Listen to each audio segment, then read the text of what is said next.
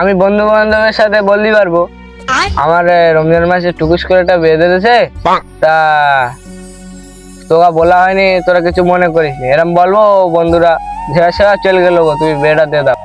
তুই তো ভালো বুদ্ধি একটা দিয়েছিস। হ্যাঁ, এই বুদ্ধিটা তো আমি আগে জানতাম না, আগে একটু ভেবে দেখলে তো হতো। তুই বুদ্ধিটা দিলি, অনেক ভালো করলি, আমার টাকাও অনেক বাঁচালি।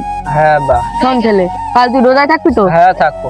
তাহলে কালকের দুজনা রোজায় থেকে আমার একটা বন্ধুর মেয়ে আছে, একটু দেখাশোনা করা আছে, তাহলে দুজনেকে দেখে আসবো কালকে। হ্যাঁ আমি আছি তো, যাবো কাল।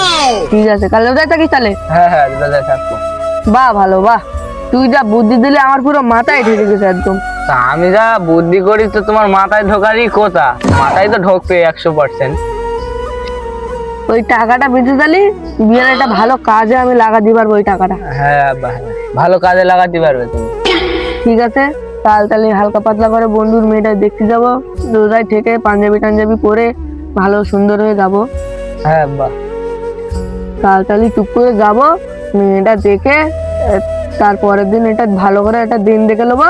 হ্যাঁ দিন দেখে তোর বিয়েটা দিয়ে দেবো। হ্যাঁ তখন তুই তোর বন্ধুর কাছে বলবি যে ভাই আমার ধরা বাঁধা বিয়ে হয়ে গেছে, তোরা কিছু মনে করিস নি।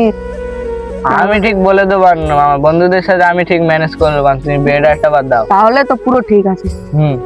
ঠিক আছে কচি, যাও তুমি গা হাত পাটা ধুয়ে নাও। হ্যাঁ হ্যাঁ কাল তাহলে দেখা করতে যাবো। হ্যাঁ হ্যাঁ হ্যাঁ যাও তাহলে।